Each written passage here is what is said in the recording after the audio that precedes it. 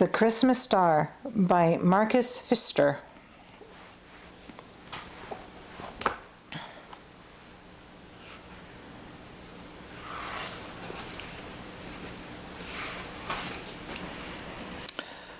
The night the three shepherds were visited by angels, even their sheep were agitated. The shepherds gathered around the campfire, talking in excited voices. An infant king, without lords or knights, but strong, stronger than any king has ever been, and yet kind and merciful. He'll be a king of peace and joy.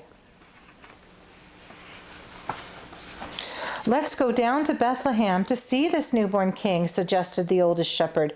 But how shall we find him? All we know is that he is wrapped in swaddling clothes and lying in a manger.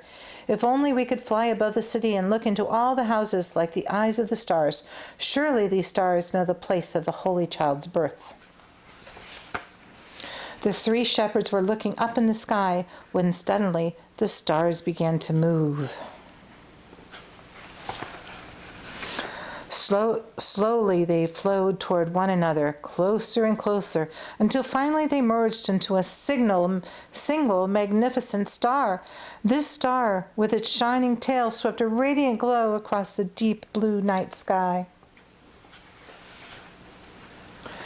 Then the star slowly dipped toward the horizon. Hastily, the shepherds packed up their belongings. They gathered the sheep together and followed the mysterious star. It was guiding them to Bethlehem to see the Holy Child.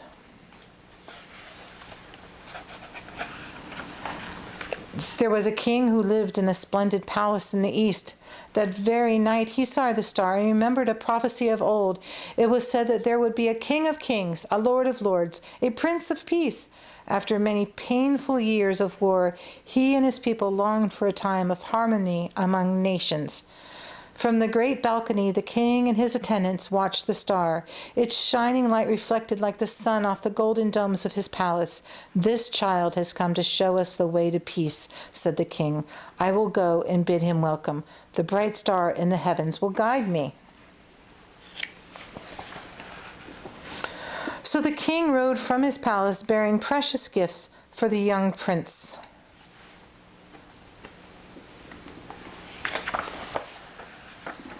That same night he met two other kings who were following the star. He spoke to them. Let us go together to the Prince of Peace. Let us give him our gifts, our faith, and our love." So the three kings journeyed through the desert towards Bethlehem. The brilliant light of the star penetrated even the darkest of the deep forests. "It must be a full moon," thought the wolf, and he began to howl. But when the light grew stronger, the curious animals ran to the edge of the woods and looked up at the sky. The owl was waiting and gave them the news. "A child has been born," she told them, "a holy child who will love and care for all living things. The bright light in the sky is a glorious star calling us to Bethlehem." Drawn by the light, the animals went fearlessly on their way.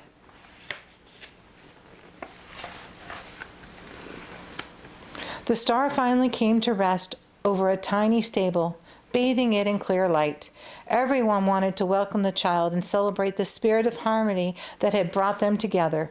So the mountain lion lay down among the sheep, and the fox lay down by the hare, and the powerful kings from the east talked like brothers with the humble shepherds.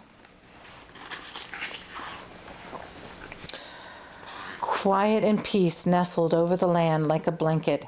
Inside the stable, the Holy Child fell asleep, and the glorious Christmas star blazed its beacon of hope over all.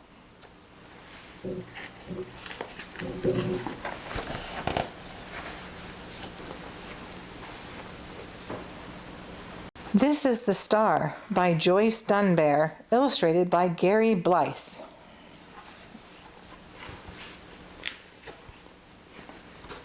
This is the star.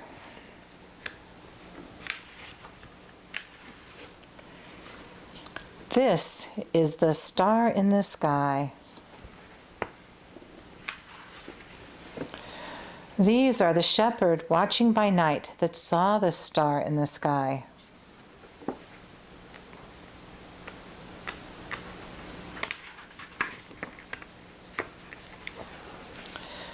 This is the angel, shining bright, who came to the shepherds watching by night that saw the star in the sky. This is the donkey with precious load, trudging the long and weary road, looked on by the angel shining bright, who came to the shepherds watching by night that saw the star in the sky.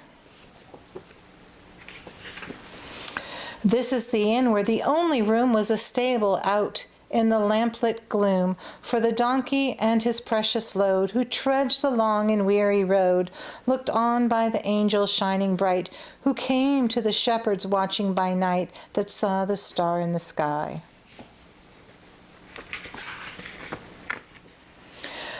This is the ox and this is the ass, who saw such wonders come to pass at the darkened inn where the only room was a stable out in the lamplit gloom, for the donkey and his precious load, who trudged the long and weary road, looked on by the angel shining bright, who came to the shepherds watching by night that saw the star in the sky.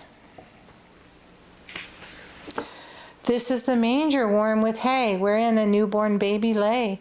This is the ox and this is the ass, who saw these wonders come to pass at the darkened inn where the only room was a stable out in the lamplit gloom, for the donkey and his precious load, who trudged the long and weary road, looked on by the angel shining bright, who came to the shepherds watching by night that saw the star in the sky.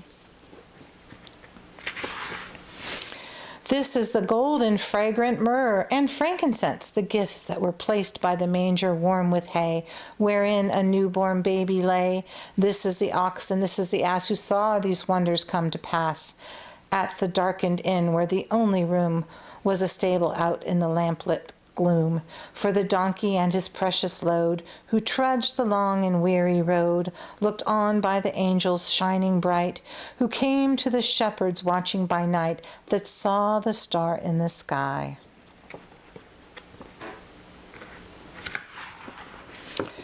These are the wise men come from afar, who also saw and followed the star, bearing the gold and fragrant myrrh and frankincense, these gifts that were placed by the manger warm with hay, wherein a newborn baby lay. This is the ox and this is the ass, who saw these wonders come to pass at the darkened inn where the only room was a stable out in the lamplit gloom, for the donkey and his precious load, who trudged the long and weary road, looked on by the angels shining bright, who came to the shepherds watching by night that saw the star in the sky. This is the child that was born.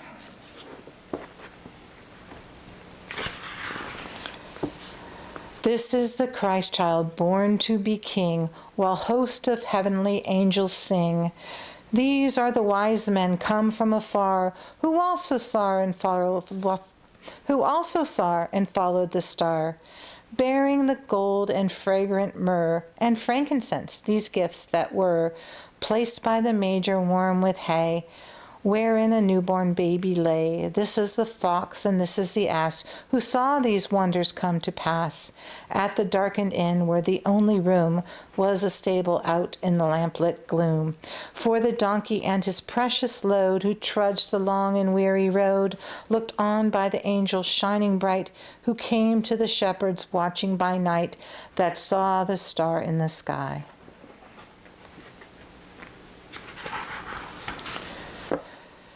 Still shines the star in the sky.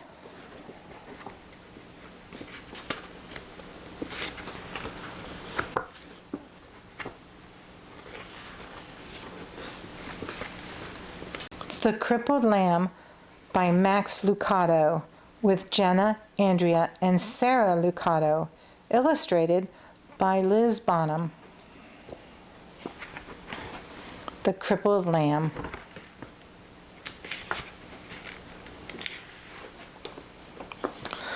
Once upon a time in a sunny valley there lived a little lamb named Joshua. He was white with black spots, black feet, and sad eyes. Josh felt sad when he saw the other lambs with snow-white wool and no spots. He felt sad when he saw the other sheep with their moms and dads because he didn't have a mom or dad. But he felt saddest when he saw the other lambs running and jumping because he couldn't. Josh had been born with one leg that didn't work right. He was crippled. He always limped when he walked. That's why he always watched while other lambs ran and played. Josh felt sad and alone, except when Abigail was around. Abigail was Josh's best friend.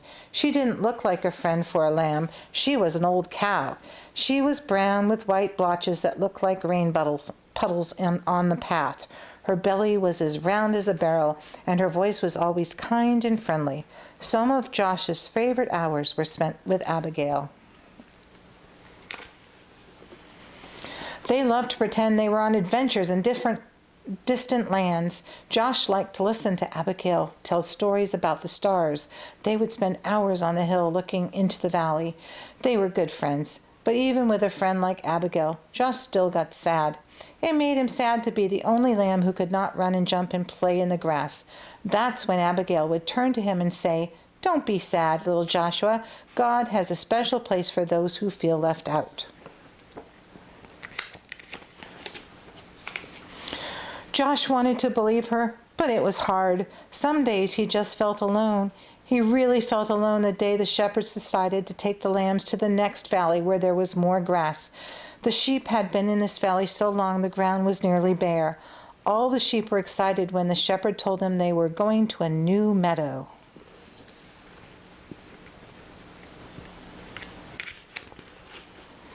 As he prepared to leave, Josh hobbled over and took his place on the edge of the group. But the others started laughing at him. "You're too slow to go all the way to the next valley. Go back, slowpoke. We'll never get there if we have to wait for you. Go back, Joshua." That's when Josh looked up and saw the shepherd standing in front of him. "They're right, my little Joshua. You better go back. This trip is too long for you. Go and spend the night in the stable." Josh looked at the man for a long time. Then he turned slowly and began limping away.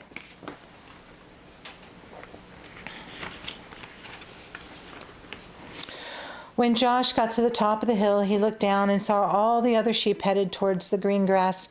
Never before had he felt so left out. A big tear slipped out of his eye, rolled down his nose, and fell on a rock. Just then he heard Abigail behind him, and Abigail said what she always said when Josh felt sad. "Don't be sad, little Joshua. God has a special place for those who feel left out." Slowly the two friends turned and walked to the stable together. By the time they got to the little barn, the sun was setting like a big orange ball. Josh and Abigail went inside and began to eat some hay out of the feed box. They were very hungry, and the hay tasted good. For a little while, Joshua forgot that he had been left behind. "Go to sleep, little friend," Abigail said after they finished eating. "You've had a hard day." Josh was tired, so he lay down in the corner on some straw and closed his eyes. He felt Abigail lie down beside him, and he was glad to have Abigail as a friend. Soon Josh was asleep. At first he slept soundly, curled up against Abigail's back. In his sleep he dreamed. He dreamed of running and jumping just like the other sheep. He dreamed of long walks with Abigail through the valley. He dreamed of being in a place where he had never felt left out. Suddenly, strange noises woke him up.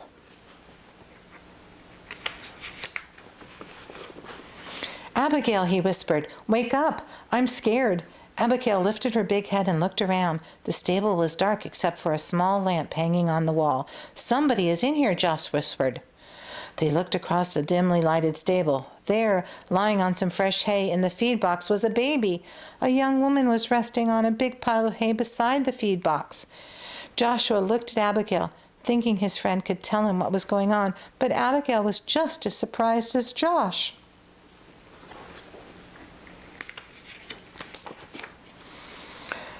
Josh looked again at the woman and the child, then limped across to the stable. He stopped next to the mother and looked into the baby's face. The baby was crying. He was cold. The woman picked up the baby and put him on the hay next to her.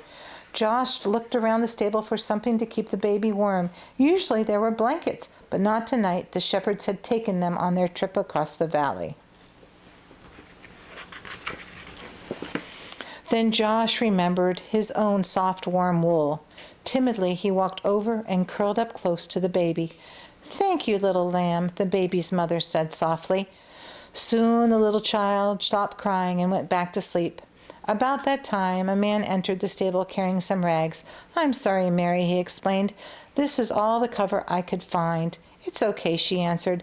"This little lamb has kept the new king warm." "A king?" Joshua looked at the baby and wondered who he might be. "His name is Jesus," Mary spoke as if she knew Josh's question. "God's son. He came from heaven to teach us about God." Just then there was another noise at the door. It was the shepherds, the ones who had left Joshua behind. Their eyes were big and they were excited. "We saw a bright light and heard the angels," they began. Then they saw Joshua next to the baby. "Joshua, do you know who this baby is?" "He does now." It was the young mother who was speaking. She looked at Joshua and smiled. "God has heard your prayers, little lamb. This little baby is the answer."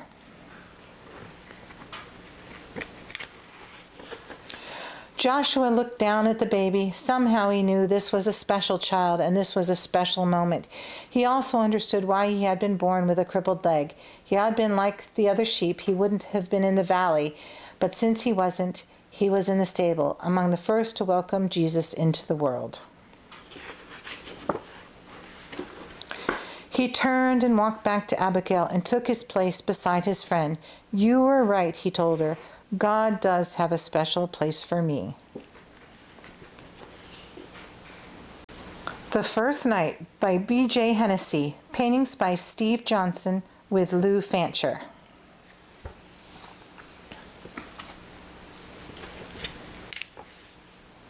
The First Night. At the edge of an old and crowded town there was a field. In the field were two shepherds and their sheep. As the sheep slept, a star moved across the night sky.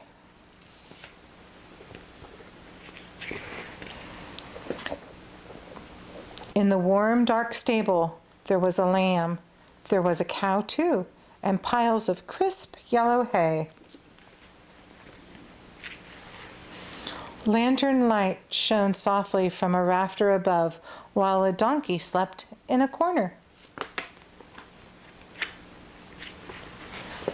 There was a mother, a father, and a baby.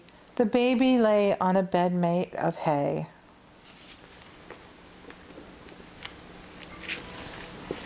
The baby was seeing this world for the first time.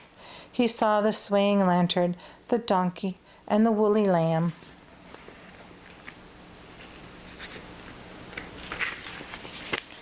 He felt the night air, his soft blanket, his mother's arms, his father's hands.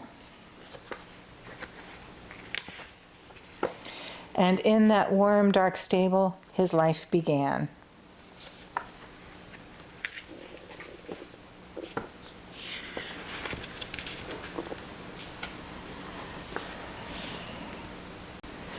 The Holy Cow by Harriet Carroll. Drawings by Stephanie Ordeman. I live in Mrs. Carroll's farm, so this book is especially special for me. The Holy Cow by Harriet Carroll. And there she signed the book for us.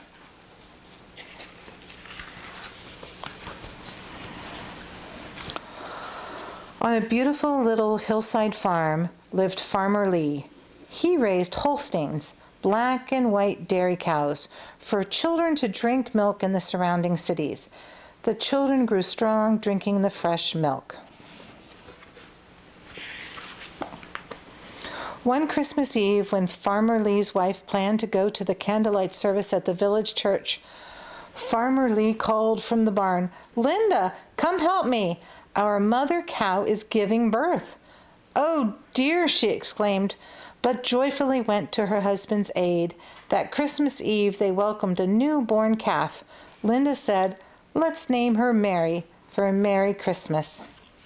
Now Mary was different from all the other calves. She liked to stay by herself, away from all the other calves. Mary liked her space. She even disliked being moved to other pens as she grew in size. Mary grew to be a heifer. A human age, she grew to be a teenager. Another year had gone by. One May morning it was time to let the heifers out of the barn. The sun was shining brightly and had made the grass grow green. "Come, girls, it's time to go out to pasture," called Farmer Lee. He had already spent a lot of time preparing a strong fence to keep the heifers secured. As Farmer Lee opened the door, he had to push some out into the strange world outside, but not Mary. She ran into the pasture with her heels kicking and her tail flying out with excitement. But Mary didn't stop at the fence. She jumped over it like the cow that jumped over the moon. Farmer Lee called, "Mary, come back!" But Mary was nowhere to be found. Night and day, Farmer Lee and his hired man tried to find Mary to bring her back home. They could find no sign of Mary anywhere. Spring turned into summer, and still no sign of Mary. Farmer Lee gave up hope and told his wife, "Mary is lost, and I'm afraid something bad has happened to her." Now Mary was a strong-willed and very clever heifer. She had run away over the hill and dale to get away from being crowded with all the other heifers. Mary liked being able to take care of herself. She had found a cozy spot in the neighbor's woods under a canopy of evergreen trees beside a babbling brook. She spied a stone wall and, looking over it, saw a field of lush green grass. "Now I have plenty of food and drink," she thought. Mary was happy and very comfortable living alone. Mary loved being free. After being filled with grazing on green grass, she would retreat to the woods and wander about. She became acquainted with the graceful deer, the busy squirrels, hopping rabbits, and clucking wild turkeys. She now shared their home freely. Summer was great for Mary, but in Maine the seasons change. Fall arrived, and the leaves began to fall, and worst of all, the grass froze and withered. Soon the water in the brook would freeze. What was Mary going to do now? One day the snow fell and it grew cold.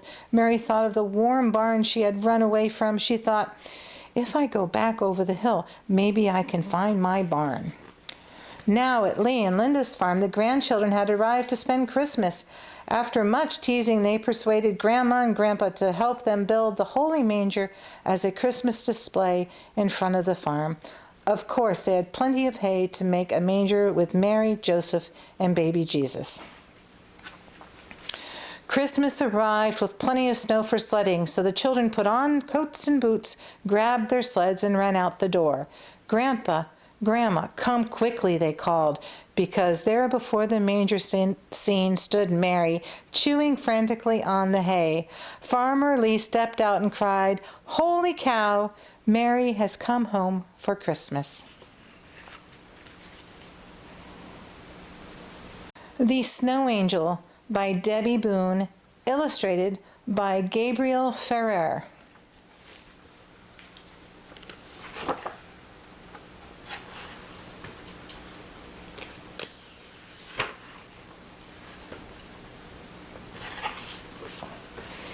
Rose was a little girl whose eyes were full of dreams.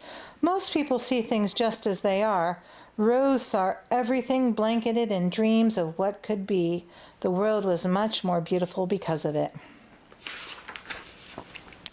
Rose and her mother lived in a village where people had little by little forgotten how to dream. It's not that they meant to, it's just that simple problems seemed to get so big that they couldn't see beyond them. Nothing much seemed to matter anymore, and folks were just trying to make it from one day to the next. As for Rose and her family, Rose's father had died when she was a baby, but grandfather had come to live with them, and they loved each other very much. Rose enjoyed nothing more than listening to grandfather talk about the different things that he could be. He had given her the gift of dreaming.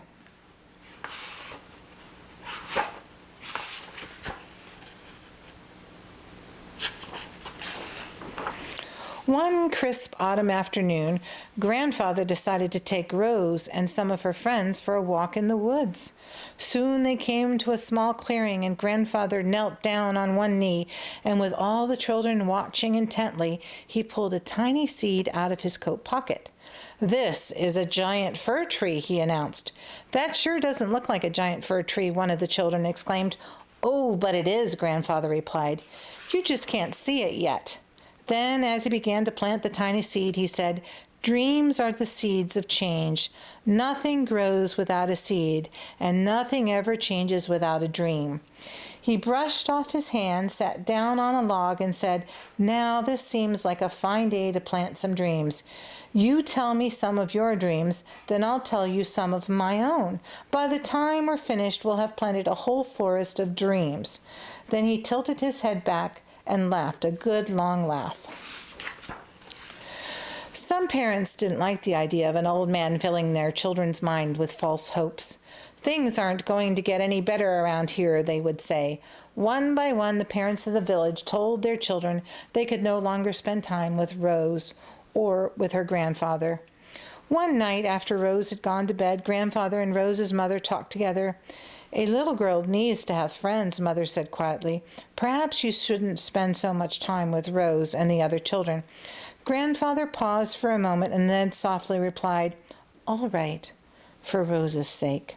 He tapped out his pipe and went upstairs to his room. That very night, silently and quietly, the snow came. Large white flakes fell to the ground below and continued to fall throughout the night. When Rose woke up and looked outside her bedroom window, she saw the whole town covered by a blanket of fresh white snow. She jumped out of bed, pulled on a pair of pants, a sweater, and her snow boots, and ran downstairs. "School's closed today. Dear, too much snow." Rose grabbed a piece of toast off a plate, spun around, and ran back upstairs to her grandfather's room. "Grandfather, it's snowing. Let's go out for a walk." "No, thanks," her grandfather replied sadly. "You go ahead. I'm going to stay inside and read." Rose walked slowly back down the stairs. "I'm going to visit the fir tree, Mama," Rose said. "Be back for lunch, dear," answered her mother. Rose headed out to the back door and into the snow. When she got to the little tree, only the very top of it was peeking out of the snow. She knelt down and brushed the snow off its tender branches. "Keep growing, little fir tree." Quietly, then, she leaned over it and whispered, "You're going to make it through this winter. I know it's kind of lonely when you're here all by yourself, but you'll be just fine. You're our special tree." Suddenly, an idea came to her. She lay on her back in the snow and waved her arms and her legs back and forth. Then she stood up, brushing the snow off her jacket. There! Her body had left a perfect imprint of an angel in the snow. "Here's a snow angel to watch over you when I'm not around. No one should be alone," Rose said, suddenly feeling sad. A tear rolled down her cheek, dropping silently onto the figure of the snow angel below. Rose wiped her eyes. "You're not alone," a small voice said. Rose looked up. To her amazement, there stood an angel. She wasn't any taller than Rose herself, with blonde hair and a halo that was tilted just a little bit. Everything about her had a soft glow, unlike anything Rose had ever seen. "Who are you? I mean, where did you come from?" Rose asked. The angel smiled and pointed down. Rose looked and saw that her impression in the snow had vanished. "Why, you're my snow angel." "Rose, I've come to ask for your help." "Help me? My help?" asked Rose. "Why me?" "Because," the angel answered, "you're a dreamer." "You know," Rose said, "that's what my grandfather calls me. I bet he'd sure like to meet you." "Well then," the angel said, "what are we waiting for? Let's go." She doesn't even leave any footprints, Rose thought as she hurried to keep up. When they reached the house, they looked up at Grandfather's window. Rose made a snowball, threw it toward the windowsill, and waited. In a few moments, the window opened, and Grandfather's head peered out. "Grandfather, I have a surprise for you. Come outside." "Well," Grandfather hesitated, "I'm not supposed to." Just then the snow angel walked into view. Oh my, now that's different. I'll be right down." When Grandfather had come outside, the snow angel said, "The people of your town have forgotten how to dream. They have lost their childlike heart. I know, Rose said. They need to start having fun again. Yes, Grandfather agreed. Rose, let's see if we can make them laugh. They tried this and that, but nothing seemed to work. Grandfather and Rose sat down feeling tired and a little discouraged. What should we do, Snow Angel? Grandfather asked. How can we get people to start dreaming again? The angel smiled. Sometimes people just need something wonderful to happen to them. Reaching out her arms, she said, Come on, you two, hold my hands. Up they flew, higher and higher through the clouds. Magnificent! Exclaimed Grandfather. Oh, said Rose, if only everyone could see this. The angel laughed. That's why we're here. Come, help me pull these clouds back. All three of them grabbed a piece of the cloud and pulled, much like you would pull back the top of a bedsheet. Now shake, said the angel. As the three started to shake the cloud, snow began to fall. Light from the setting sun reflected off the snowflakes like 1,000 prisms, each one changing colors as it fell. The snowflakes turned from a crimson red to a golden amber to an emerald green to a royal blue, which deepened to a rich purple, changing again to a brilliant white. Down below, children started to come out of the houses. Soon they filled the town square, reaching up to catch the colorful snow. It looks like confetti, exclaimed one child. Yes, or stained glass, shouted another one, jumping up to catch a snowflake. Oh, asked Rose, could I go down and play too? The angel took Rose and Grandfather by their hands and flew them softly down. Soon Rose was enjoying the wonderful sight with all her friends. Look, said Grandfather, here come the adults. Sure enough, the townspeople, hearing the sound of children's laughter, began to walk outside to see what in the world was going on. One by one they looked up at the falling snow, first in disbelief, then in wonder, and finally in giddy joy. In a few moments the square was filled with both children and grown-ups playing together in the snow. Grandfather turned and hugged the angel. Thank you for everything. The snow angel laughed. It was fun for me too, and please tell Rose I couldn't have done it without her. The angel looked around as the snow fell, and the people laughed and cried and danced and sang. Then, almost to herself, she said, Sometimes people just need something wonderful to happen to them.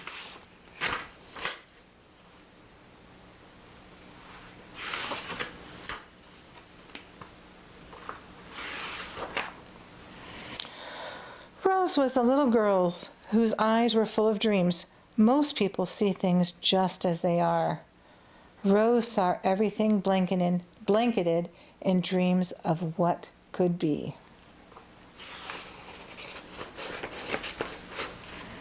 The world was much more beautiful because of it.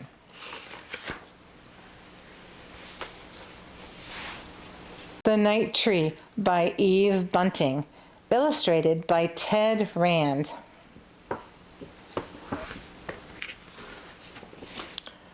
Night Tree.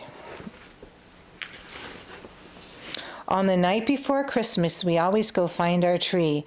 We bundle up so we're warm. Nina is already wearing her boots that are too big for her. She has been wearing them all day. Dad sets our box in the back of the truck with the rest of his stuff, and the four of us squish into the front seat. We drive through the bright Christmas streets to where the dark and quiet begin.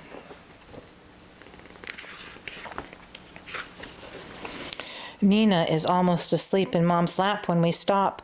Are we there? I ask, and Dad says yes and rolls down the windows so we can smell the tree smell. We scramble out.